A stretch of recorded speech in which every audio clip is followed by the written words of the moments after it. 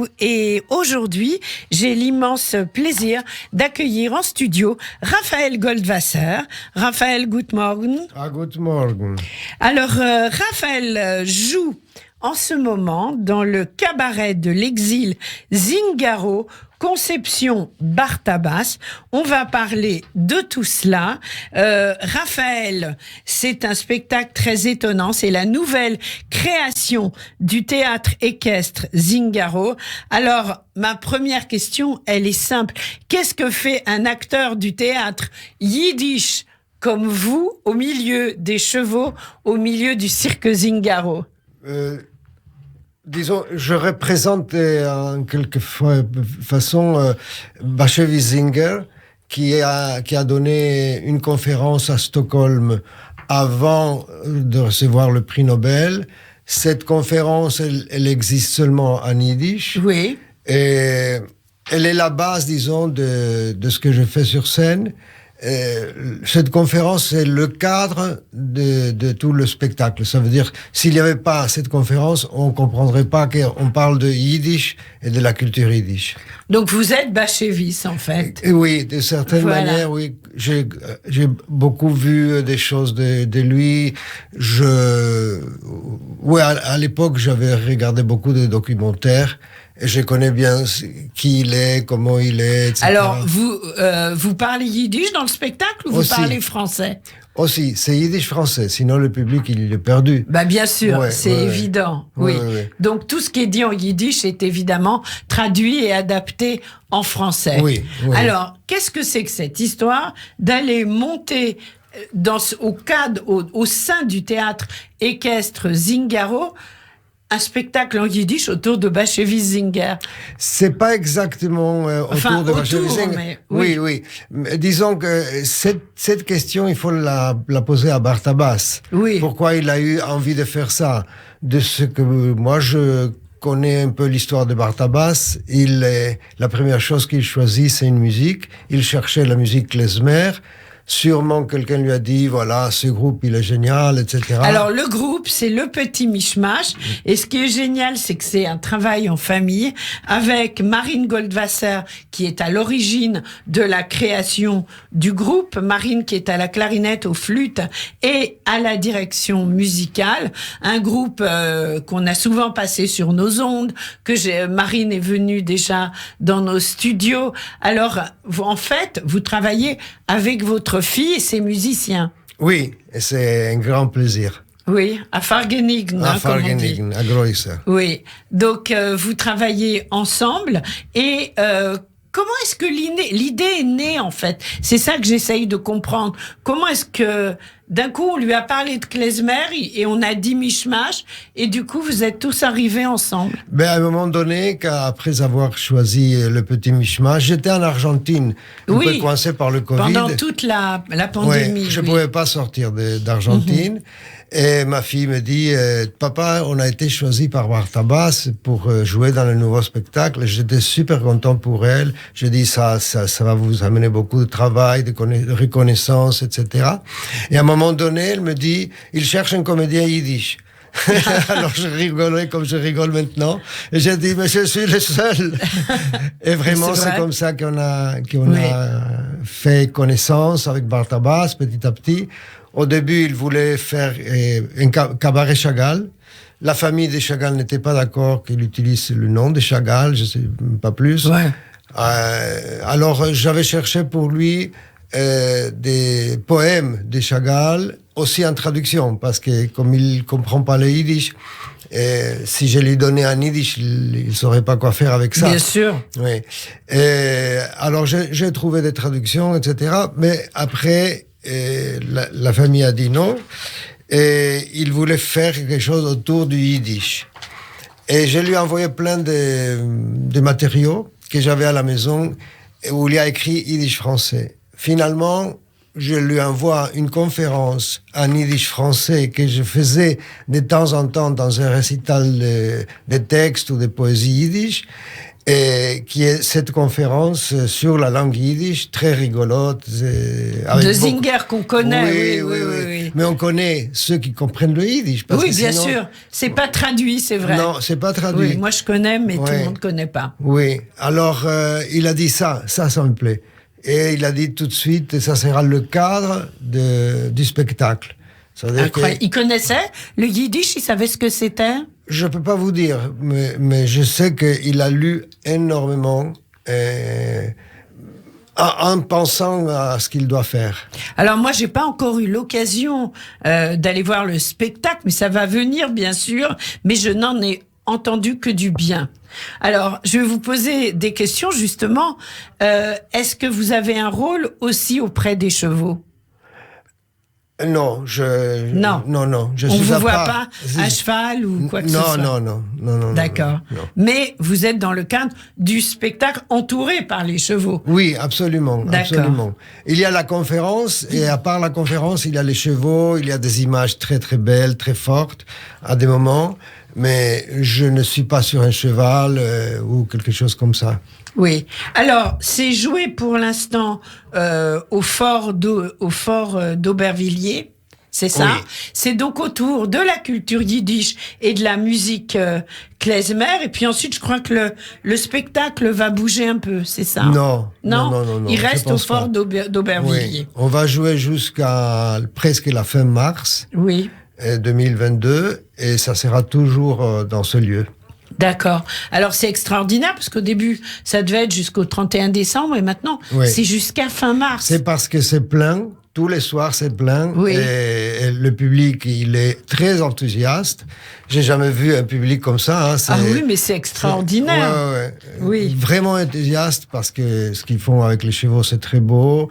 La musique, elle est très entraînante et voilà, il y a beaucoup d'éléments qui sont très populaires comme ça. Bien sûr. Je pense que vous ne vous y attendiez pas. Moi, personnellement, non, bien sûr que non. J'ai jamais joué autant de fois dans ma vie. Ben oui, c'est tous les soirs? Non, c'est pas tous les soirs. Lundi et jeudi, on est libre. Ah, quand même, voilà, on peut se reposer un peu. Hein. Oui, il faut Mais se reposer. Alors, dites-nous, donc, on va parler des musiciens. Donc, on a donc Mikhail Trestian, qui est au cymbalum et aux percussions.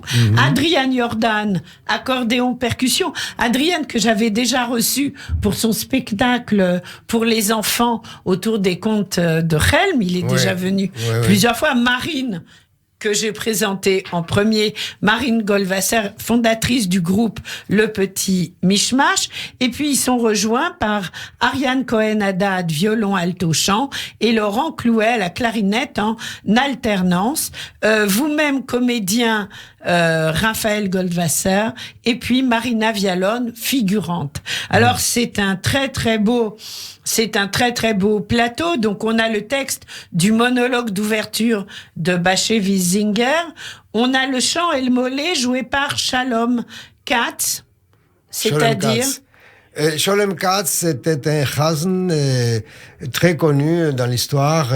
Il a aussi vécu un camp de concentration. Oui. Et il a une prière de Elmo le Rachmim, dans lequel il parle aussi de Auschwitz, Majdanek, Treblinka. Et on le voit dans le spectacle? Non, on le voit pas. Il y a quelqu'un qui prend sa place, mais il y a un chant qu'on a sorti, je pense, de YouTube.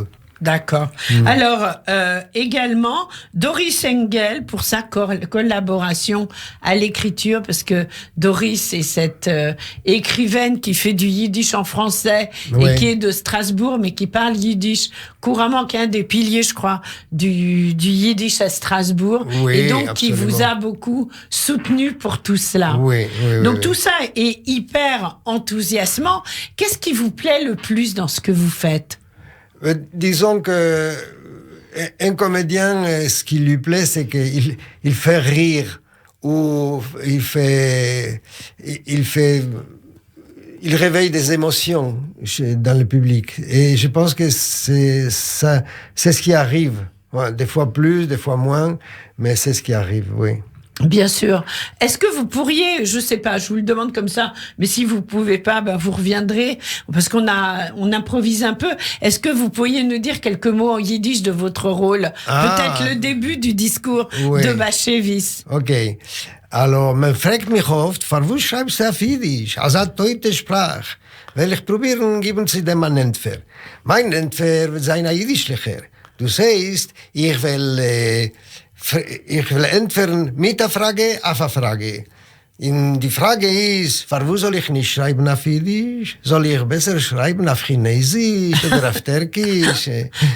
Das ist alles. Voilà, donc c'est le début du discours où il explique, il demande pourquoi est-ce qu'on me demande d'écrire, on me demande pourquoi j'écris en yiddish une langue morte et pourquoi est-ce que je devrais pas écrire plutôt en chinois ou en turc, voilà, et toujours avec l'humour qu'on connaissait à Zingar. Vous l'avez déjà rencontré? Non, quand vous étiez plus jeune, bien sûr. Non, jamais. Et alors, pendant que vous étiez en Argentine, pendant la pandémie, j'imagine que vous avez tourné un peu. Comment ça s'est passé? Vous étiez complètement confiné ou vous avez pu jouer un peu? Parce que vous avez à votre échelle de nombreux projets en yiddish que vous avez joué en France et dans le monde entier. Vous avez beaucoup tourné, Raphaël Goldwasser. Oui. J'ai vraiment beaucoup tourné. Quand j'étais pendant le confinement du Covid, où on ne pouvait pas sortir d'Argentine, on a fait avec ma compagne qui étudie le yiddish au Yvon, là-bas, on a fait beaucoup de vidéos que j'ai mis dans mon compte YouTube. Oui. Et des fois avec des dessins de différentes personnes, et des fois avec des photos, etc. Voilà, et tout ça c'est en yiddish. Des fois avec traduction, des fois sans traduction. Alors, il suffit d'aller sur YouTube et de taper Raphaël Goldwasser. Oui, absolument. Donc, R-A-F-A-E-L. Oui. C'est important de le préciser. Et Goldwasser, c'est G-O-L-D-V-A-S-E-R. D-W-A-S-W.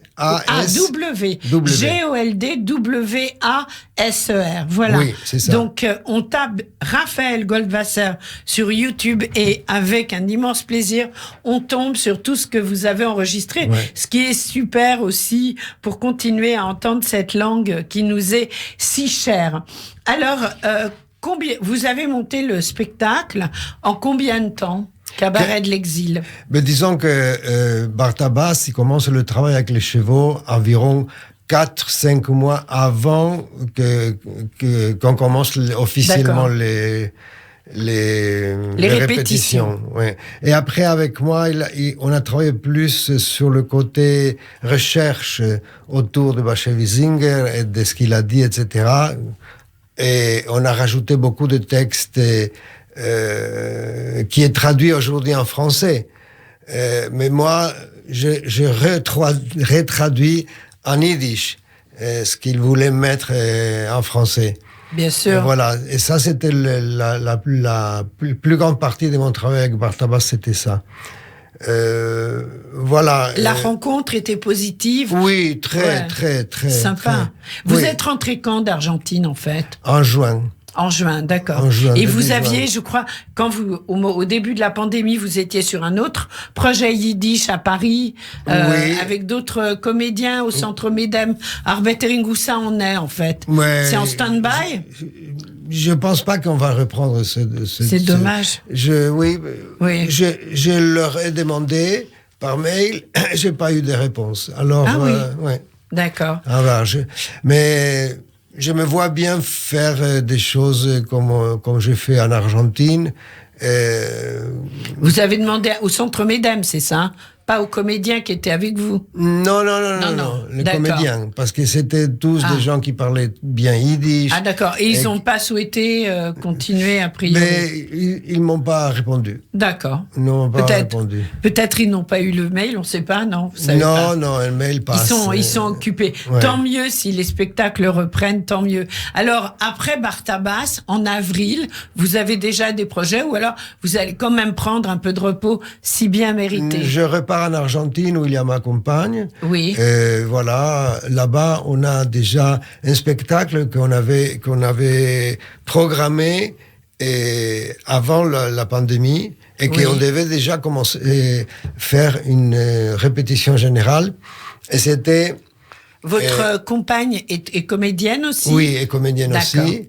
Et on a préparé une lecture très belle de Menachem Mendel. Génial. Et avec Sheine Schendl en yiddish, mais ce sont des comédiens qui arrivent dans un studio de radio, justement, comme ici, et qui parlent en français, en espagnol, mais la lecture, elle est en yiddish, avec les personnages comme ils sont, quoi. Et est-ce qu'on va avoir tout ça sur YouTube, nous qui ne pouvons pas aller en Argentine? Ça existe déjà. Ça existe déjà. Oui. Bon, c'est sûr, là, on termine l'émission, je cours sur YouTube pour voir tout ça. Okay. Alors, en attendant, donc, Cabaret de l'Exil, nouvelle création du théâtre équestre Zingaro. On n'a pas donné le nom de tous les comédiens, bien sûr. Donc, c'est jusqu'à fin mars, hein? Jusqu'à 27 mars. 27 mars, incroyable.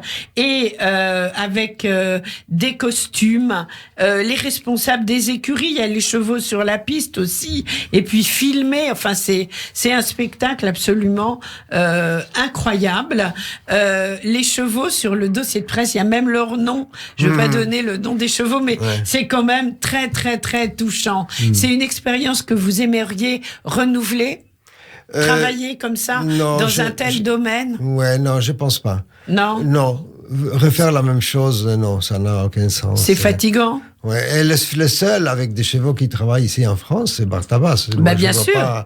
Même dans le monde, hein, je ne vois pas qui travaille avec des chevaux comme ça. S'il n'y avait plus le Covid, on pourrait emmener le spectacle en Argentine? Peut-être, qui sait? Bon. Qui sait? Alors, on va dire quelques mots de la musique du Petit Mishmash. Marine Goldwasser, l'orchestre intervient tout au long du spectacle? Oui. Tout le temps. C'est vraiment la musique, c'est du début jusqu'à la fin. Seulement quand moi je parle, ils se taisent. Mais sinon, avec toutes les images, avec les chevaux, etc., c'est accompagné par la musique du Petit Mishmash. Voilà. Donc, un orchestre sur place, c'est quand même un très grand plus avec des musiciens. Oui. Ça porte. Des très bons musiciens. Très bons. Ils sont tous excellents, on les connaît. Et voilà. Ce sont des musiques originales ou des musiques plutôt traditionnelles? Alors ça, il faudrait demander plutôt à ma fille. Mais ce que je sais, c'est que la recherche de Marine, elle est avec les archives musicaux. Elle choisit des choses et après, elle essaie de trouver le mélange yiddish-roumain. Voilà. Donc, c'est très influencé elle réunit des musiciens de culture yiddish, moldave et tzigane, et c'est autour de répertoires traditionnels, klezmer et roumain, mais c'est une interprétation inédite. C'est important de le préciser. Eh bien, écoutez, on vous souhaite tout le succès que mérite ce spectacle. Je cours venir vous voir, et en attendant, on va se quitter en musique avec la musique du Petit Mishmash. Raffi Goldwasser, un herzlichen Dank. Et quand vous le souhaitez, dans le studio de Radio J, bien sûr. Le Petit Mishmash. Guten Morgen, Rocheve Freund, c'est le Yiddish Show de Radio J. Lise Gutmann avec vous pour une émission consacrée à une maison d'édition. Alors vous allez me dire, une maison d'édition et la Yiddishkeit? Eh ben oui, justement, on est en plein cœur de la Yiddishkeit. Dans cette maison d'édition, ce sont les éditions Folie d'encre, dirigées par Jean-Marie Ozanne, qui me fait l'amitié d'être en studio avec nous. Jean-Marie, bonjour. Bonjour. Alors Jean-Marie, vous êtes avec nous pour nous parler donc de votre maison d'édition au cœur de la Yiddishkeit. Vous êtes d'accord avec ça? Oui, c'est une histoire un peu particulière. Il y a peu de temps, j'ai découvert un livre qui s'appelle Le siècle juif. Oui, qu'on va montrer. D'ailleurs, on peut le montrer à l'écran. Zeskin. Oui. publié aux éditions de la Découverte.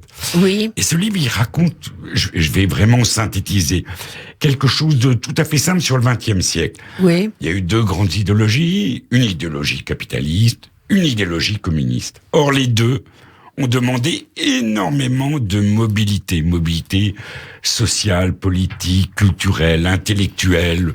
Et bien évidemment, les Juifs sont au cœur de ça. Et puis, il y a eu un troisième petit truc, le national-socialisme, oui. qui a essayé d'éliminer qui ? Tous les gens mobiles, c'est-à-dire les Juifs, les Roms, les Tziganes, les homosexuels, etc., etc. Et en fait, je crois que ma maison d'édition, elle tourne autour de ça. C'est-à-dire, c'est quoi cette mobilité ? C'est quoi de passer les frontières ? C'est quoi de passer d'un État à un autre ? Voilà, c'est cette dimension-là.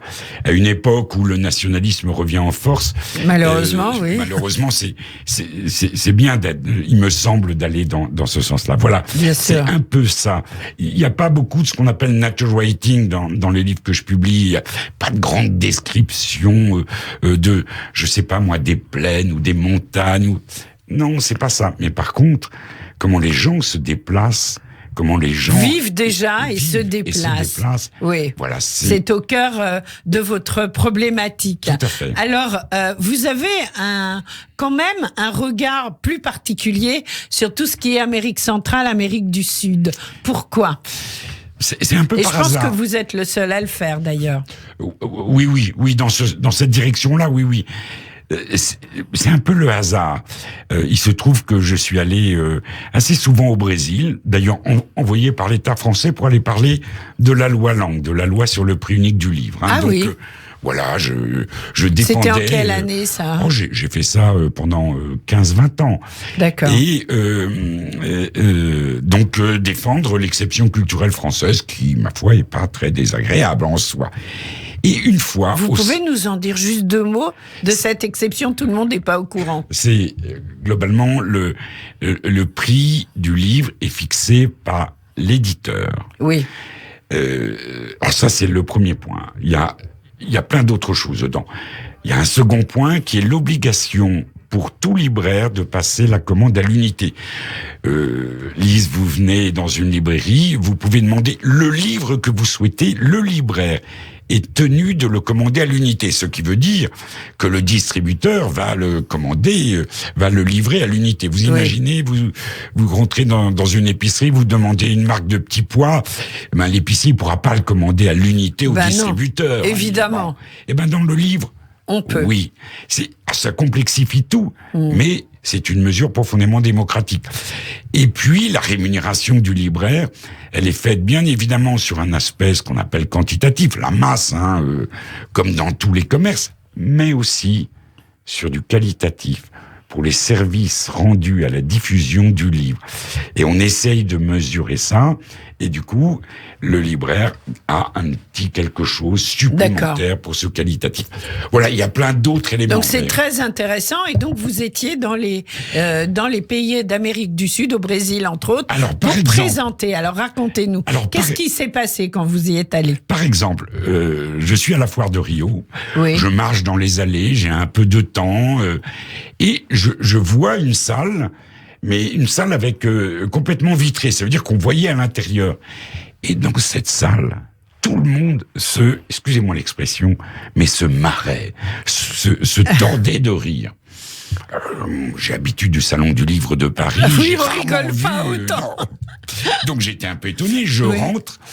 Et il y a un monsieur là, moi je comprends pas du tout le brésilien, le portugais, donc mais son nom me dit quelque chose au bout d'un moment. Moacir Skia. J'avais lu un livre qui avait été déjà publié en France, qui s'appelait, à l'époque, Max et les chats. Mais la maison d'édition avait fait faillite, le livre était indisponible. Un livre formidable, que j'avais beaucoup aimé, un peu comme un conte, mais un conte un peu philosophique, un peu comme Le Baron Perché d'Italo Calvino, ou quelque chose un peu de cet ordre-là. Et donc je reste, et puis à la fin, je vais le voir, et je lui dis, moi j'aimerais bien rééditer votre livre, il est épuisé, il était délicieux, il parlait un peu français, il me regarde et il me dit, Capirina, et après, c'est d'accord. Je rentre en France avec le livre. C'est-à-dire cette boisson. Cette boisson voilà. si bonne, Oui. mais surtout à boire là-bas. Oui, bien sûr. Je rentre en France avec ce livre et je le passe à un ami qui a épousé une Brésilienne qui parle couramment. Il le lit, il revient me voir, il me dit c'est une catastrophe. Ah, je lui dis ah bon. Il dit oui, c'est assez joli à lire, mais Max et les chats, c'est pas ça le vrai titre. C'est Max et les fauves ou Max et les félins. J'ai dû faire retraduire le livre et ça s'appelle Max et les fauves. Or, de quoi il est question? Il est question d'un jeune juif en Allemagne. Il a très peur, son père l'envoie dans l'atelier de fourrure et il y a une bête, un fauve empaillé, ça le terrorise. On le retrouve un peu plus tard, il a très peur parce que il y a les SA qui passent, qui font des manifestations. On le retrouve un peu plus tard, il a épousé, non, il n'a pas épousé, il est le petit ami de la femme d'un SA. Alors, et puis le SA l'a appris, donc il doit fuir, il prend le bateau et globalement, c'est un livre antifasciste qui a été écrit sous la dictature. Alors là, maintenant, le livre que je montre à l'écran, c'est aussi Moacir Scliar. Ça s'intitule « Le cycle des eaux » et donc c'est édition Folie d'encre, bien sûr. Alors, je veux juste lire les 3 premières lignes pour montrer combien on est dans la Yiddishkeit. Le voleur, Keaton, l'énigmatique Mendele, l'infâme Leiser, le passionné Raphaël, la fidèle Morena, le Moël peuple ce roman qui voyage d'un petit village en Pologne à Paris, donc un shtetl, puis de Buenos Aires à Porto Alegre. C'est pas mal. Alors oui. Là, on est en plein dedans, vraiment. Et d'autant plus que, en fait, même si ça n'est pas cité, ça raconte ce qu'on appelle la Varsovia chez la Zvimigdal, cette organisation, cette mafia juive. Hein. Une mafia juive terrible. Terrible, ouais. Dont on a découvert l'existence en France il y a qu'une dizaine d'années, on n'était pas trop au courant. Tout à fait. Voilà. Et donc là, c'est l'histoire d'Esther. Oui. Et qui est emmené de son pauvre shtetl en Europe de l'Est jusqu'au bordel d'Amérique du Sud par des hommes très peu scrupuleux, mais évidemment, malheureusement, elle n'était pas la seule. Alors, c'est le moins qu'on Alors puisse là, dire, c'est pas de l'humour, les gens sont pas morts de rire. Alors, pas dans celui-là. En lisant ça, oui, j'imagine. Il y a d'autres livres dans lesquels, ceci dit, non, il y a de l'humour, mais c'est un livre moins humoristique que d'autres qu'il a fait, notamment un petit chef-d'œuvre qui s'appelle Le Centaure dans le jardin. Voilà. Mais Moacir Scliar, il est très très connu au Brésil. Il a été président de l'Académie des Lettres, donc président de l'Académie française du Brésil. Voilà, Brésil, quoi. Ouais, exactement. Alors, on va parler d'autres livres qui viennent de sortir, mais juste avant, les éditions Folie d'encre, au départ, c'était surtout la grande librairie qui existe toujours à Montreuil, la librairie Folie d'encre, et qui est en train, vous m'avez expliqué, de s'agrandir, et bon, vous n'avez plus trop le temps de vous en occuper, mais c'est votre attachement, vous y êtes souvent. C'est mon bébé. Et c'est, moi j'avoue que j'y suis allée 2-3 fois déjà, et c'est un éblouissement, parce que c'est quand même un lieu un peu magique, où il se passe plein de choses, où les livres sont peut-être mis en valeur comme jamais. Et voilà, ça c'est moi qui le dis, et voilà. Merci Lise. Non, c'est vrai. Alors, donc, quelques mots sur cette librairie et sur ce que vous en avez fait. Quand j'ai créé la librairie, j'ai tout de suite fait de l'édition. Pour moi, c'était à peu près le même principe, c'est-à-dire découvrir et faire découvrir. Alors, c'est pas du tout les mêmes métiers, mais cette librairie, elle a eu la particularité d'être la première librairie, la seule librairie indépendante de tout ce qu'on appelle le 9-3. Alors maintenant, heureusement, il y en a plein d'autres, d'ailleurs d'autres Folies d'encre. Hein. Il y a à peu près 14-15 librairies. Mais dans les années 80... Super. Il y a 14-15 librairies Folies d'encre. Ah non, 14-15 librairies dans le 9-3. D'accord. Dont 8 Folies d'encre.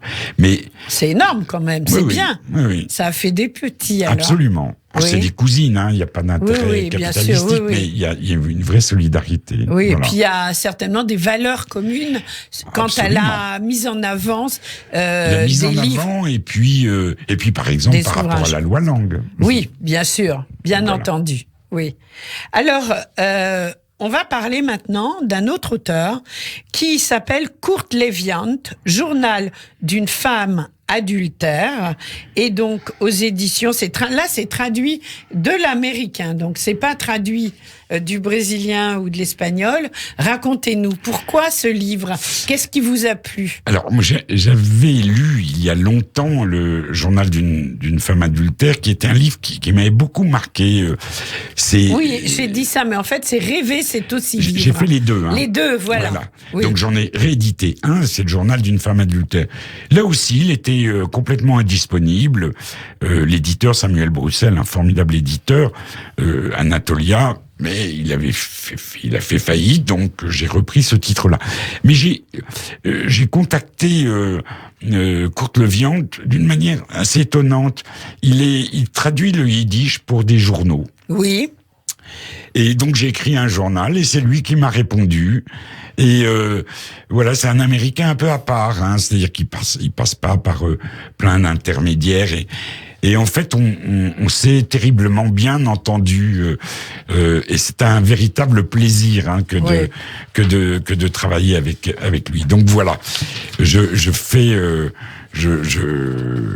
c'est comme ça que je l'ai rencontré. Et tout de suite il m'a proposé un autre texte qui est le livre Rêver.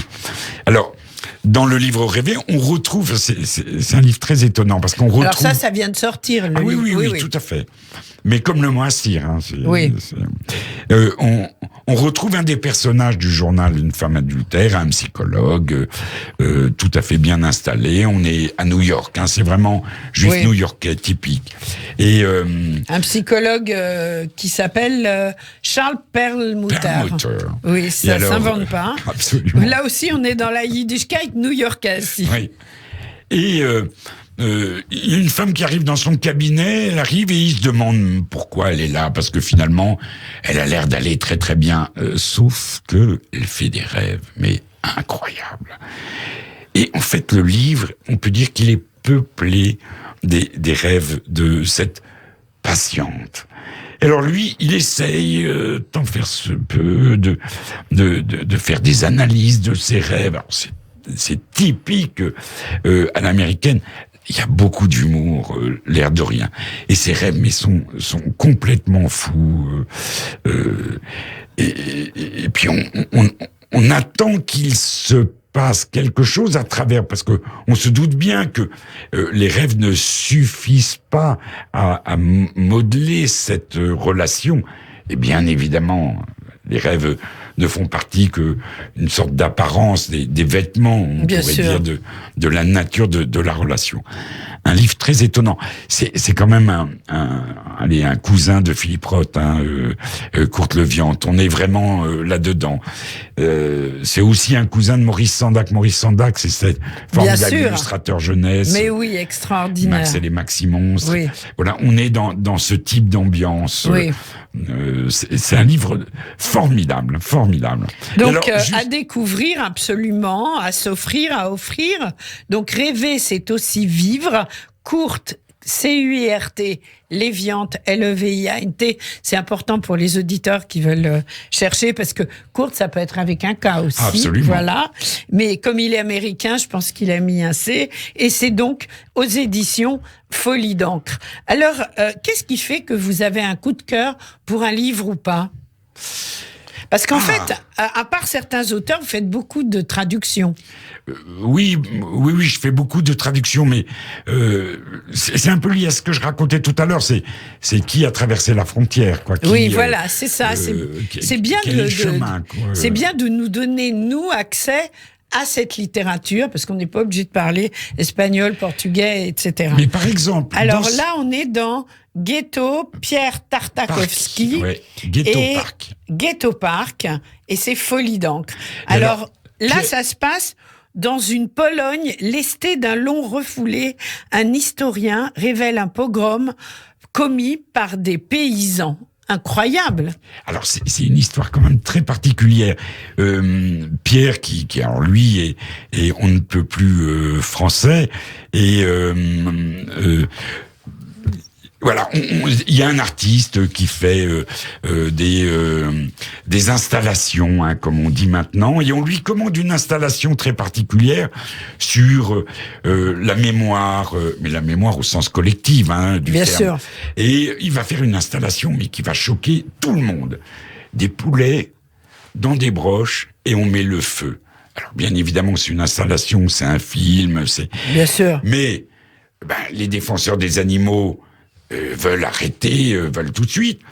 Et puis les très religieux chrétiens veulent aussi tout de suite arrêter. Il faut pas qu'il y ait de culpabilité.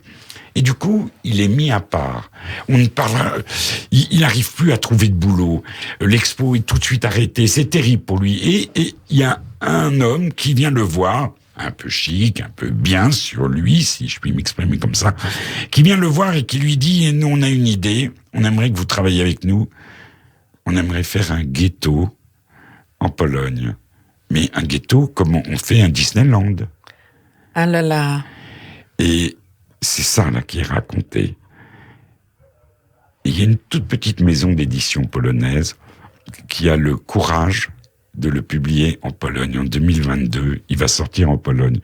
Je ne sais pas ce que ça va donner. Je suis impatient de alors, à découvrir absolument, Pierre Tartakovsky, Ghetto Park aux éditions Folie d'encre. Et qu'est-ce qui est peut-être dans cet ouvrage le plus irrévérencieux ou pas?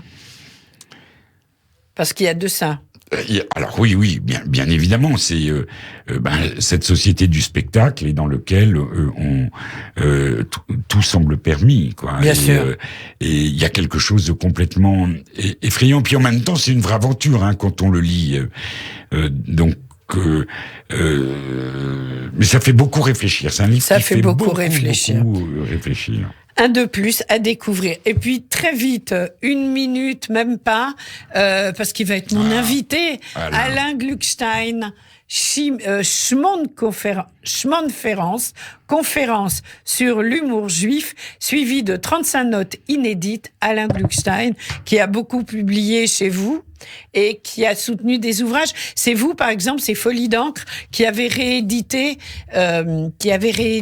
Mamie Goldel, les recettes de cuisine, et avec le CD pour aller, un DVD d'ailleurs, pour aller avec, et on le trouve encore partout. Tout à fait. Il est réédité. Oui, je le réimprime régulièrement. Voilà, et les recettes fonctionnent, il faut le dire. Elles sont en yiddish, en français, avec l'accent yiddish. C'est juste magnifique. Non, Lise, elles sont pas en yiddish. Elles sont pas en yiddish, elles sont avec l'accent yiddish. Elles sont dans une sorte de mi-langue. Voilà, exactement, exact. Mais c'est vrai que j'ai dit en yiddish parce que moi, quand je lis, dans ma tête, c'est en yiddish. Voilà, autant pour moi. Eh bien, Jean-Marie Ozanne, vous continuez dans la yiddishkeit pour nous tous. Merci, et pour les prochaines parutions, bienvenue dans le studio de Radio J. Et on va se quitter avec le petit mishmash qui fait, je ne sais pas si vous êtes au courant, le cabaret de l'exil Zingaro Conception Bartabas jusqu'au 27 mars. Donc on les écoute, on se quitte avec eux. Merci. Et ça aussi, c'est de la yiddishkeit. Oui. Merci beaucoup. Merci. Au revoir. Merci Lise.